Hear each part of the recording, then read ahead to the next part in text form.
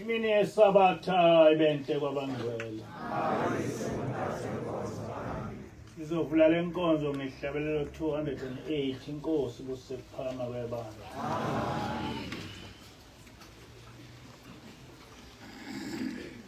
Thabani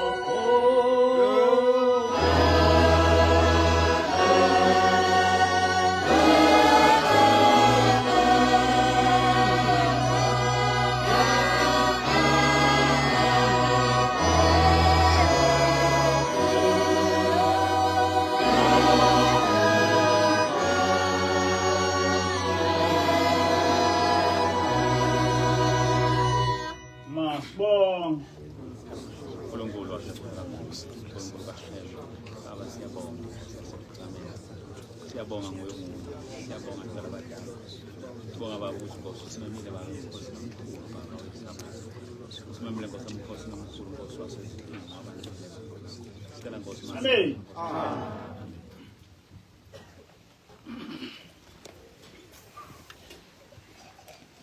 Isihloko salenkonzo sithi intando yakho mayenziwe emhlabeni njengoba yenziwa ezulwini. Amen. Intando yakho mayenziwe emhlabeni njengoba yenziwa ezulwini. Lenkonzo sivula ngencwadi kaDeuteronomy 18 verse 9 to 13. Kuyothi uma usufikile ezweni uJehova uNkulunkulu wakho akunika lona, ungenzi izinengiso njengabezizwe. Kungafunyanwa umuntu phakathi kwenu onikela ngendodana yakhe ngokuyidabulisa emlilweni, noma umbhuli ohlola imihlola, owenza imilingo, noma umlumbi othinta imimoya yabangasekho nokhuphula imimoya yamadlozi. Lowo owenza lezi zinto uyisinengiso kuJehova. Ngenxa yalezi zinengiso uJehova uNkulunkulu wakho wazixosha lezo zizwe phambi kwakho. Mawungabi nacala kuJehova uNkulunkulu wakho. Amen. Enkonzweni edlule sikhulume ngenkolo yomdabu. Bengibuza ukuthi inkolo yomdabu isukela kuphi emlandweni wesizwe sakwa-Israyeli. Ngike ngezwa u-advocate Sikhakhane ethi kuyishwa ukuthi thina uma sikhuluma ngomlando wethu siuqalisa ngo-1600 AD, kanti ezinye izizwe umlando wazo ziuqalisa ngisho ngo-2000 BC. Leli iqiniso libonisa ukuthi asazi kangakanani ngomlando wethu. Thina sinzalo ka-Israyeli owayephila eminyakeni yo-2047 BC, nowayekhonza uNkulunkulu oyedwa, uJehova, nongumdali wezulu nomhlaba. Inkolo yethu iqala ku-Abraham, kuze ku-Isaka, kuze kuJakobe, ipheleliswe nguye uJehova kubantwana bakwa-Israyeli ababeholwa nguMose. Isigameko sokuba uNkulunkulu ehle ezulwini ebonwe yiso sonke isizwe senzeka entabeni yaseSinayi eminyakeni yo-1647 BC. Ngenkathi uJosefa ethunjwa eGibhithe, wayekhonza uNkulunkulu wawuyise okunguJehova. Nangesikhathi uJakobe efika eGibhithe nomndeni wakhe, babekhonza uJehova. Kodwa abantwana bakwa-Israyeli sebeseGibhithe iminyaka engama400, bagcina sebekhohliwe inqubo yenkolo yokhokho babo. Basebelandela inqubo yenkolo yaseGibhithe, okukukhonza abanye onkulunkulu. Ngenkathi uJehova ekhipha abantwana bakwa-Israyeli eGibhithe, wabafica sebekhonza abanye onkulunkulu. Yikho kwathi besendleleni basebakha ithole legolide, sebethi lona uNkulunkulu wabo owabakhipha eGibhithe. Njengoba sesishilo eminyakeni yo-1647 BC, uJehova wehlela entabeni yaseSinayi elethe imithetho ezobusa abantwana bakwa-Israyeli okuyisizwe sikaJehova.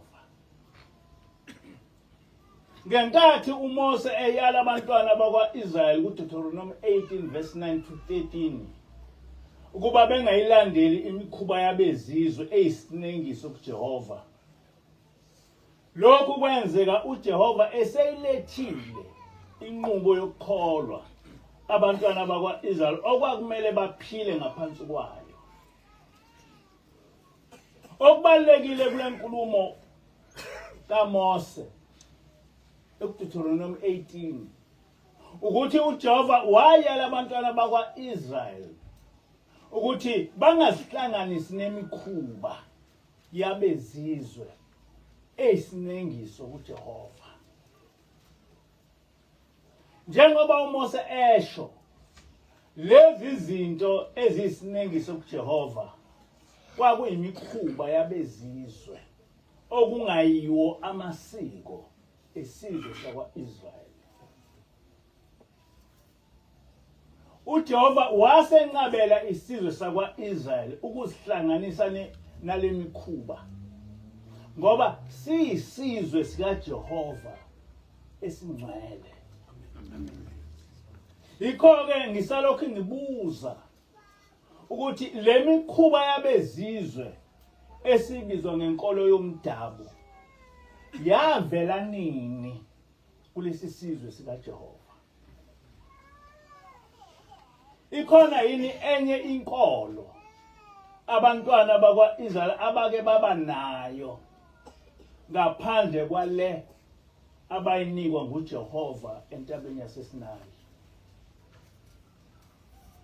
Uma ikhona yaba khona nini? Ngemuva noma ngaphambi kwenkolo eyafikela entabeni yaseSinayi? Ku-Exodus 22 verse 20 kuthi, owenzela abanye uNkulunkulu umhlatshelo engenzeli uJehova yena yedwa uyobhujiswa. Kanti kumaHubo 106 isahluko 20 kumaHubo 106 kuverse 20 kuya ku-29 kuthi, bazihlanganisa noBhalipetori noma noBhalipeyori, badla okuhlatshelwe abafileyo, bacunula uJehova ngezenzo zabo. Uma emandulo ko-1647 BC kwakunezizwe ezingawona ama-Israyeli ezabe zibhula, zihlabela amadlozi, zikhuluma nabafile emsamo. Pho lo mkhuba weza kanjani esizweni sakwa-Israyeli nesasihamba ngokwezimiso zikaJehova? KuBahluli 2 verse 11 to 15 kuthi, abantwana bakwa-Israyeli benza okubi emahlweni kaJehova, bakhonza oBhali, bamshiya uJehova uNkulunkulu wawoyise owabakhipha ezweni laseGibhithe, balandela abanye onkulunkulu babantu ababazungezayo, babakhothamela, bamcunula uJehova. Intukuthelo kaJehova yavuthela abakwa-Israyeli, wabanikela esandleni sabaphangi ababaphanga, wathengisa ngabo esandleni sezitha zabo nxa zonke. KuBahluli 3 verse 5 kuya ku-7 kuthi, abantwana bakwa-Israyeli bahlala phakathi kwamaKhenani namaHeti nama-Amori, bathatha amadodakazi awo abangomkayo, banika amadodana awo amadodakazi abo, bakhonza uNkulunkulu bawo. Abantwana bakwa-Israyeli benza okubi emehlweni kaJehova, bamkhohlwa uJehova uNkulunkulu wabo, bakhonza oBhali. Lezi zincwadi kanye nezinye yizona ezisinika impendulo yokuthi kuqhamukaphi ukuthi sithi siyindlu kaJakobe bese sitholakala sesikhuluma ngenkolo yomdabu, sesikhuluma ngeAfrican spirituality. Umbuzo uthi inzalo kaIsrael ithathaphi inkolo yomdabu? Ngoba thina uNkulunkulu wethu yilo owakhipha okhokho bethu ebugqilini baseGibhithe. Impendulo ithi samhlubuka uJehova, sathatha imikhuba yabezizwe. Yaphinda futhi lokho. Samhlubuka uJehova, sathatha imikhuba yabezizwe. Namhla inkolo yabezizwe esingayinikwanga nguJehova sesifundisa inzalo kaJakobe ukuthi iyona okumele ilandele, imshiye uJehova uNkulunkulu wethu owasikhulula ebugqilini bukaFaro. Encwadini kaJeremiya 6:16 uJehova wakhuluma lamazwi ewabhekise esizweni sakwa-Israyeli. Wathi imane endleleni nibone, nibuze imikhondo yasendulo ukuthi iyiphi indlela enhle nihambe ngayo. Niyafumana ukuphumula kwemphefumulo yenu. Kepha bathi asikuhamba ngayo. Samphikisa kwasekuqaleni uJehova. Sasho sathi ngeke siyibuze kwabadala imikhondo yasendulo. Futhi ngeke sihambe ngayo ukuze sithole imphefumulo yethu ukuphumula. Namanje ke sisamphikisa uJehova. Asikwamukeli esikutshelwa nguye.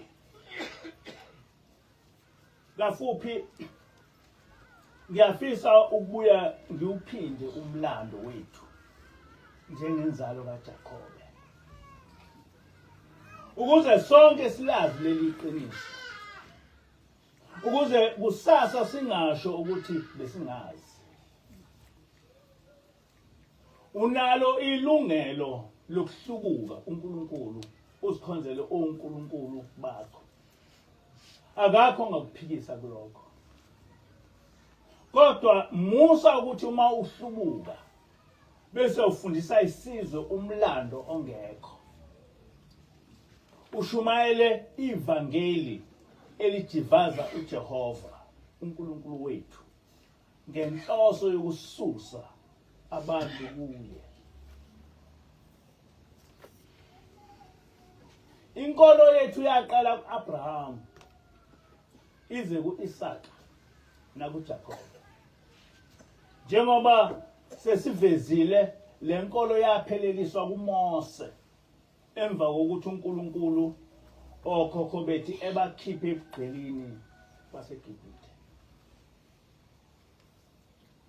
Inkolo yethu inoNkulunkulu oyedwa, uJehova, nongumdali wezulu nomhlaba.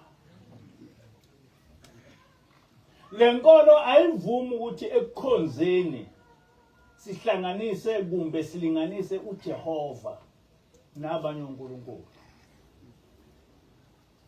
Njengesizwe samaHebheru asinayo enye indlela yokukhonza uJehova ngaphandle kwale esayinikwa nguMose. uShembe waze wakubhala phansi ukuthi sokhonza uJehova ngokugcina imithetho yakhe owayiloba ngenceku yakhe uMose. Uthi-ke uShembe uma senza njalo ukukhonza kwethu kuyokwamukeleka kuJehova uNkulunkulu wethu. Isiphelelisiwe inkolo kaJehova entabeni yaseSinayi. Amakhosi akwa-Israyeli amathathu, uSaul, uDavid noSolomoni, iwona ahola isizwe ngenqubo yokukholwa kwasezulwini okuthiwa itheocracy, nekuyimonotheism. Kodwa agcinanga kahle enkosini Solomon. Njengoba incwadi yamakhosi okuqala isahluko 11 verse 1 to 7 uchazwa indlela inkosi uSolomon eyamhlubuka ngayo uJehova. Nempela konke owayethe uJehova kokwenzeka enzalweni yenkosi uSolomon kwenzeka. Emva kwaSolomon umbuso wakaIsrael wahlakazeka waba imibuso emibili. Waba umbuso wakaIsrael owakhiwe izindlu ezingu-10 bese kuba umbuso kaJuda owakhiwe izindlu ezimbili okunguJuda nendlu kaLevi. Umbuso wakaIsrael washeshe wamhlubuka uJehova bakhonza abanye onkulunkulu. Ngalokho uJehova wabe esesuka kubo. Umphumela walokho kwaba ukuhlaselwa ngama-Asiriya esebanqobile agcina ngokubathumbela ezweni lawo eBhabhiloni. Lensizwa uRabbi Akwetheyi bengikhuluma ngayo last week njengoba ngimcaphunile enkonzweni edlule. Ungomunye okhokho bakhe okwathi uma sebenqotshwe uNebukadnezari bagcina sebese West Africa. Umbuso kaJuda wona wama kwaze waphela iminyaka engu-150 usekhona. Kodwa owaka-Israel sowaphela. Ngifuna ukuthi lento nizwe kahle. Nizwe ukuthi saqalaphi ukuhlubuka uNkulunkulu. Nokuthi lento eyenzekayo iqalaphi. Umbuso wakwaJuda waze wanqotshwa isizwe samaRoma ngo-70 AD. Emva kokunqoba amaJuda, inkolo kaMose amaRoma ayiqeda ngamaCretes. Ngihlale ngikukhuluma lokho. AmaRoma akagcinanga ngokuqeda lenkolo kaMose. Kodwa kunobuqili obuningi ababenza ukudukisa umlando wenkolo nobuzwe bamaHebrew. KumaHubo 83 verse 3 to 5 kuthi ngobuqili benza uzungu ngabantu bakho.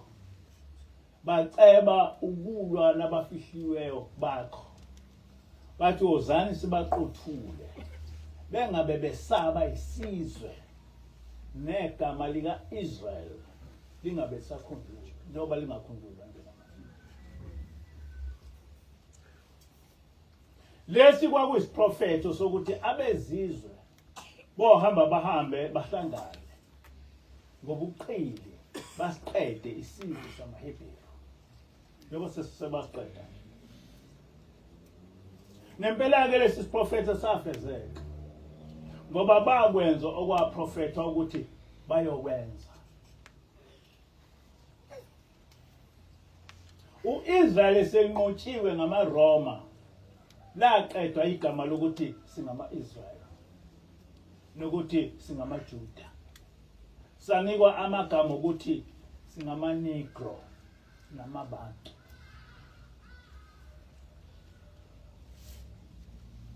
Ibandla likaYeshua okungumesaya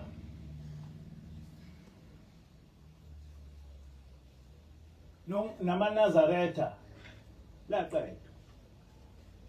Ngokuquli kwase kuthiwa nguYeshua owayengumsunguli uKristu.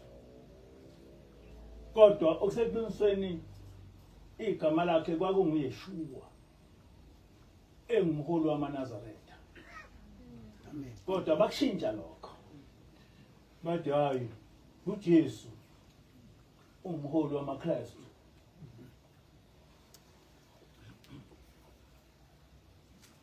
Abamnyama baphoqa ukulandela lenkolo yobuKristu esungulwe eRome ngabamhlophe. Zonke izithombe zabantu abamnyama abaseBhayibhelini zapendwa zaba ngabamhlophe. uYeshua waba nguJesu. Njengoba kulezi inyanga ezedlule noPutin wakuveza lokho. Nabaningi sebekuvezile lokho. Ukuthi izithombe zethu zabaprofeti abaseBhayibhelini zapendwa zaba abelungu. Ngike ngezwa ngafunda ngoMose. Uthi lo ochaza uMose kwakungumlungu owaganwa umuntu omnyama, wembeka lo mlungu uMose, wambeka nelentombazana yaseTopiya emnyama eyagana uMose. Niyayazi yona. Kodwa kuseqinisweni uMose wangasiyena umuntu omlungu, kwakumuntu omnyama. Isizathu sokuthi kungafuneki ukuthi uMose eganwe yilo ntombazana kwakungokuthi njengoba kusho lapho ukuthi laba kwangabona amaHebheru, kwangaba abanye abantu ayethe uNkulunkulu bengaganisani nabo, hayi ukuthi kwakuba abantu abamnyama. That's a lie. Kodwa kufundeka kanjalo.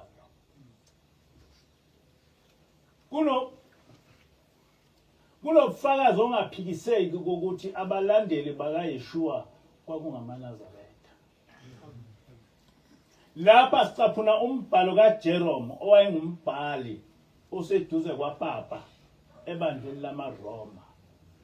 Lo mbhali uthi kufanele ukuthi esikhathini samanje sike sibhekisise laba bahlubuki abazibiza ngokuthi amaNazaretha. Ngisho babheka nje uyabona ukuthi bangamaJuda, ayikho enye into. Abasebenzisi iTestament elisha kuphela, kodwa baphinde basebenzise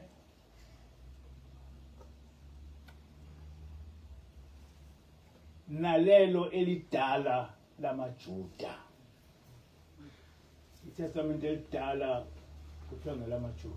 Asho njalo amaroma.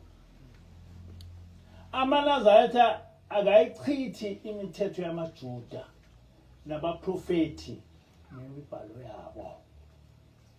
Ubhale ubhale umuntu oyiRoma la ukuthi amaNazaretha akayichithi imithetho yamaJuda. Akasho ukuthi akayichithi imithetho kaNkulunkulu.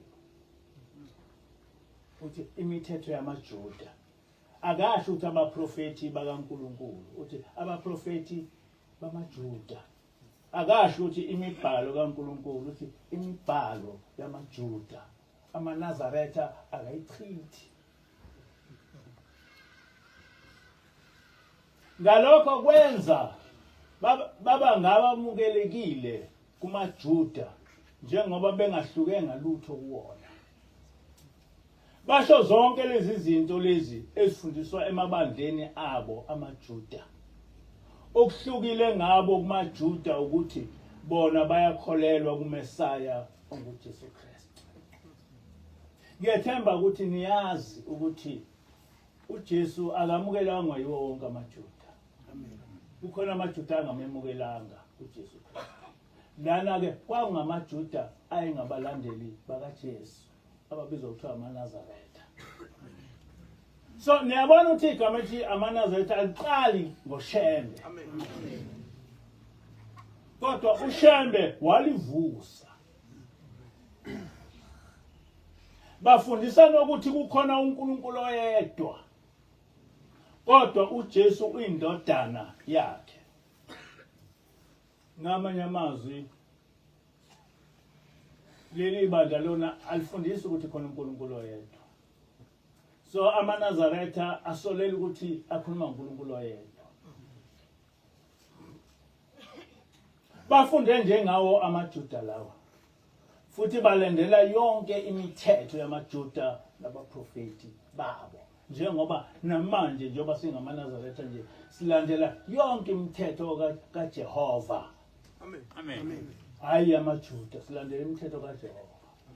AmaJuda azebe nawo umthetho. kodwa abantu abahlambalazayo bathi imithetho yamaJuda. Ngifuna ukuthi lezi zinto nizizwe kahle ngoba la angikhulumi indaba yento engikholelwayo. Ngikhuluma indaba yomlando ukuthi umlando wokukholwa kwethu uhamba kanje.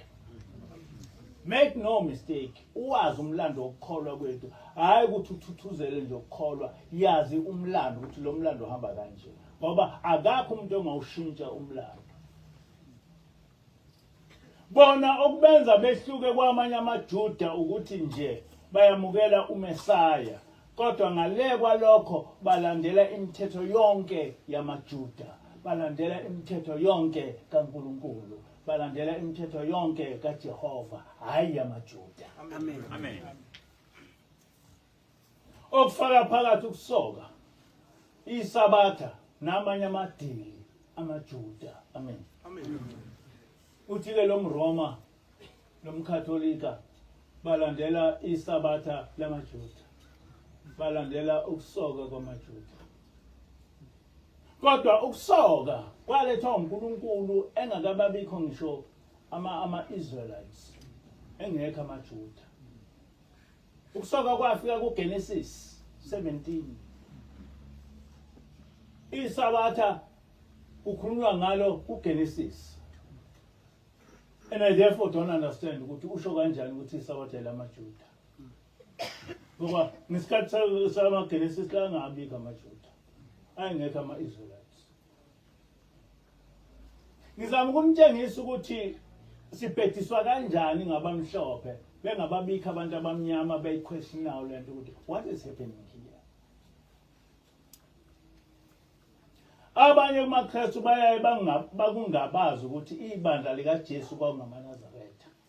Yize bengeke bakuchaze ukuthi kwenzeka kanjani kuyizenzo 24 verse 5 ukuthi uPaul ebizwe ngokuthi wayengumholi webandla lamaNazaretha. Abakwazi ukusho ukuthi njengoba behlale besifundisa ukuthi uPaul wayengumKristu, kwenzeka kanjani la eBhayibhelini labo ukuthi wayengumholi webandla lamaNazaretha. Lo mbhalo nje uwodwa ungubufakazi obuqanda ikhanda ukuthi ibandla lamaNazaretha aliqalanga ngoShembe, kodwa esizweni samaJuda ayekhona amaNazaretha ayengabalandeli bakaYeshua. That is a historical fact. Amen. uShembe ke wathunywa nguJehova ukuzovusa leli bandla, njengoba esho kwenye izintshumayelo zakhe ethi ngalezo zinsuku bayodebesela ukugcina umthetho kaJehova, lo okuthiwe angiwuvuselele. Bayogcoba, bawuzibe, uphase imithetho yabo nemithetho yezithixo zabo abawuzibusisa bazifake lapha ephakameni. Amen. Amen. Isihloko salenkonzo sithi intando kaJehova ayenziwe emhlabeni njengoba yenziwa ezulwini. Enkonde ukucacisa ukuthi thina njengesizwe simnyama esilapha eMzansi Afrika nesasibizwa ngokuthi singamabantu, yithina inzalo kaIsrayeli nesingamaJuda. Amen. Amen. That is the gist of the matter. Ukuthi yithina ama-Israel, yithina amaJuda. Anyone othi asiwona ama-Israel, asiwona amaJuda, he must come forward and tell us how. Because lokho engikukhulumayo is a fact. And it has been proven, even ngokwe-DNA, ukuthi yithina inzalo kaJakobe. Le akusiyo inkolelo, kodwa ngumlando oqondile walezi zizwe noqiniswe ngisho iDNA. Okwesibili, thina kusukela kuAbraham sikhonza uNkulunkulu oyedwa, ogama lakhe nguJehova umdali wezulu nomhlaba. Inkolo yethu yapheleliswa nguMose entabeni yaseSinayi. Okwesithathu, njengesizwe sakwa-Israyeli asikaze sibe nenye inkolo noma nenkolo ebizwa ngokuthi inkolo yabomdabu. Asibakhonzi abanye onkulunkulu ngaphandle kwaJehova yedwa. As a nation, we don't. So uma umuntu oseqhamuka nokuthi khona inkolo yabomdabu akachazi ukuthi kulomlando wethu iqala nini inkolo yomdabu ingena kuphi. Nothi le inkolo yethu ngamaKristu akachazi ukuthi iqala kuphi inkolo yobuKristu. Kule nkolo nje engikhuluma ngayo. Inkolo yomdabu yavela emva kokuba sihlubuke uJehova. Nalokho akuyiyo inkolelo, kodwa nasemlandweni weBhayibheli kukhona. Njengoba sesikuvezile ngaphambili, kuDeuteronomy 18 uJehova wabayala kanje abantwana bakwa-Israyeli. Makungafunyanwa umuntu phakathi kwenu onikela ngendodana yakhe ngokuyidabulisa emlilweni, noma umbhuli ohlola imihlola owenza imilingo, noma umlumbi owenza isiphonso othinta imimoya yabangasekho, nobiza akhuphule imimoya yamadlozi. Niyazi indaba yesangoma ngesikhathi kaSawuli. Amen. Sakhuphula uSamuel. So ilento yokukhuphula abangasekho ayintsha kwabezizwe. Lento yokukhonza amadlozi ayintsha kwabezizwe. That must be emphatically. Ukuthi ayintsha kwabezizwe, kodwa yayingekho kithi kusukela kwasekudaleni. uNkulunkulu wayenqabile. Indaba yezangoma ayintsha kwabezizwe. Yilona lo owenza lezi zinto uyisinengiso kuJehova. Ngenxa yalezi zinengiso uJehova uNkulunkulu wakho wazixosha lezo zizwe phambi kwakho. Mawungabi nacala kuJehova uNkulunkulu wakho. Amen. Kodwa abantwana bakwa-Israyeli bamhlubuka uJehova. Base belandela labo uNkulunkulu bezizwe. Namuhla ngalokhu kuhlubuka esebekubiza ngenkolo yomdabu noma ngeAfrican spirituality. Kubahluli 3 verse 5 kuya 7 kuthi abantwana bakwa-Israyeli bahlala phakathi kwamaKhenani namaHeti nama-Amori. Bathatha amadodakazi awo abangomkabo, banika amadodana awo amadodakazi abo, bakhonza onkulunkulu bawo. Abantwana bakwa-Israyeli benza okubi emehlweni kaJehova, bamkhohlwa uJehova uNkulunkulu wabo, bakhonza oBhali. Namuhla uma umthetho kaJehova uthi asingahlanganisi nezangoma, kuthathwa sengathi ulwa namasiko ethu kumbe nenkolo yomdabu. Kodwa okuliqiniso ukuthi kwakudala izangoma zazikhona eGibhithe nakwezinye izizwe. uJehova engakasiletheli inkolo yakhe entabeni yaseSinayi, zazikhona izangoma kwezinye izizwe. Encwadini kaGenesis 41 verse 8 lapho kukhulunywa ngephupho likaFaro elachazwa ngoJosefa, kuthi ekuseni uFaro wakhathazeka emoyeni wakhe, wathumela ukuba kubizwe zonke izanusi nazo zonke izihlakaniphi zaseGibhithe. Niyakuzwa lokho? Kanti ku-Exodus 7 verse 11 lapho kuchazwa ngenduku kaMose eyaphenduka inyoka, kuthi khona uFaro wabiza isihlakaniphi nabalungi nezanusi zaseGibhithe nazo zenza njalo ngemlingo yazo. Amen.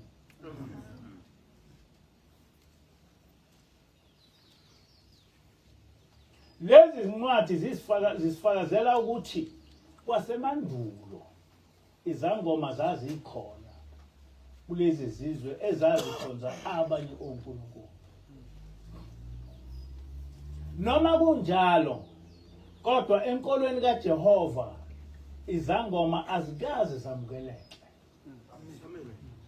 KuLevi 20 verse 27 uJehova uthi, owesilisa noma owesifazane ongenwe yidlozi noma ngumoya wokubhula uyobulawa athandwe ngamatshe, igazi lakhe libe phezu kwakhe. Amen. Njengoba sesichazile ngaphambili, inkosi kwaIsrael eyaqala ukuhlubuka uNkulunkulu inkosi uSolomon. Encwadini yamakhosi okuqala isahluko 11 verse 1 to 7 kufundeka kanje. Inkosi uSolomon wathanda abesifazane abaningi. Wathanda nendodakazi kaFaro, abesifazane bakwaMowabi, bakwa-Amoni nabanye. Bavela ezizweni owayishilo ngazo uJehova kubantu bakwa-Israyeli wathi, ningahambi phakathi kwabo, bengahambi phakathi kwenu, ngokuba bayakuziphambukisa impela izinhliziyo zenu bese zilandela uNkulunkulu babo njengoba kwenzeka nje. Basiphambukisa basusa uNkulunkulu, salandela uNkulunkulu wabo. Labo sebesithi inkolo yomdala. Kepha uSolomon wanamathela kubo, wabathanda. Wathi esemdala uSolomoni bayiphambukisa omkakhe inhliziyo yakhe. Walandela abanye onkulunkulu, inhliziyo yakhe ayibange isanamathela kuJehova uNkulunkulu wakhe ngokupheleleyo njengenhliziyo kayise uDavide.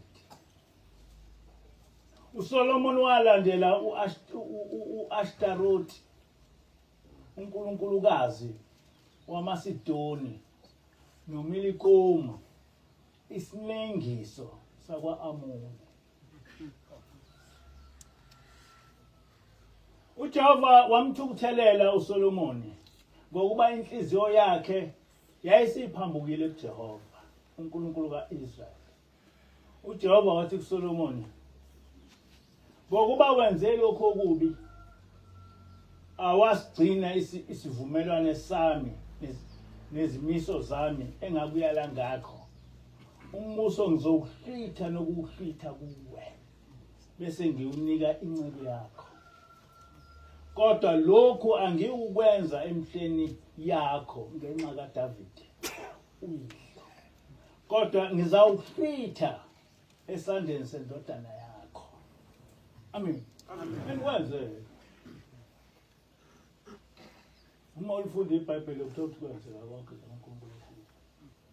Enkonzweni yeSabatha ledlule sithe kubalekile ukuthi ekukholweni siwazi umlando wenkolo yethu. Ngoba kuningi ubuqili obenziwa ukusifundisa into engekho, kodwa ezosiza bona abamhlophe. Ngonyaka ka-1833 eBelgium kwaba nengqungquthela enkulu yezizwe ezimhlophe, lapho kwakuzoqeqeshwa abafundisi abamhlophe ukuthi kumele abamnyama baphathwe kanjani uma belethe leli ivangeli loKristu. Kokuningi okushaqisayo kokuthi abamhlophe kumele basiphathe kanjani, kokunye nakho okwavunyelwana ngakho nekwatholakala encwadini kaKing Leopold II. Kufanele amanika niwenze angakuhloniphi konke okubanika isibindi sokuba babhekane nathi.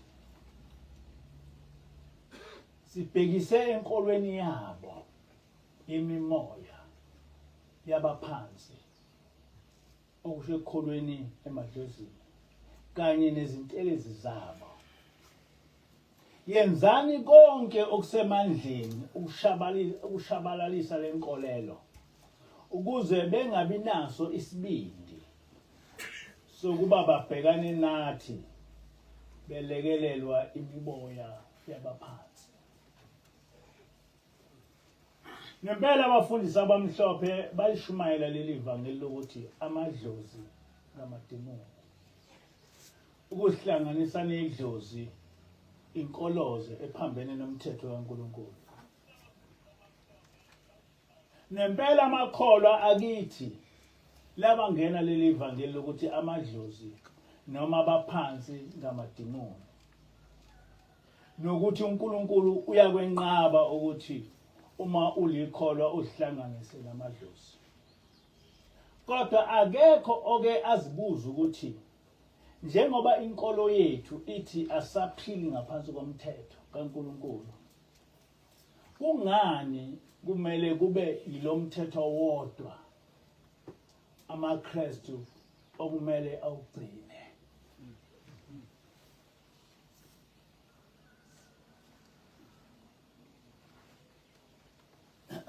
UmaKristu ungahlanganisi namadlozi akuhlangene nokukholwa,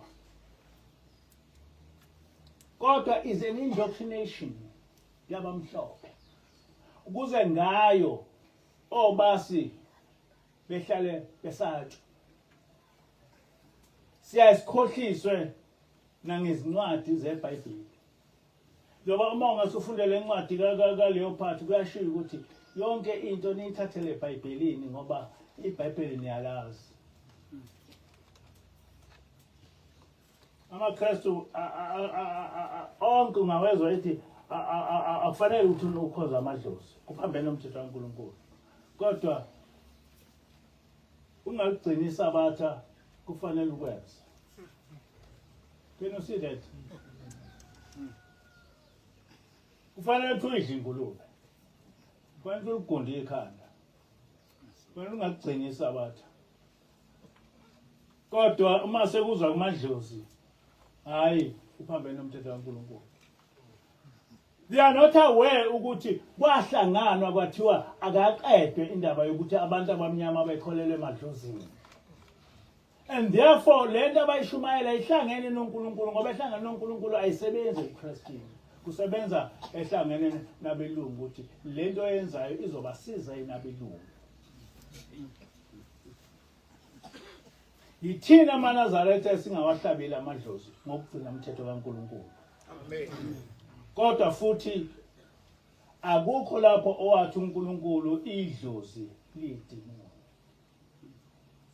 Asiwahlabeli thina amadlozi, kodwa akazi uNkulunkulu ethi idlozi lidimoni. Kodwa eKristwini kufundisa ukuthi idlozi lidimoni noma idlozi into engekho, inkoloze.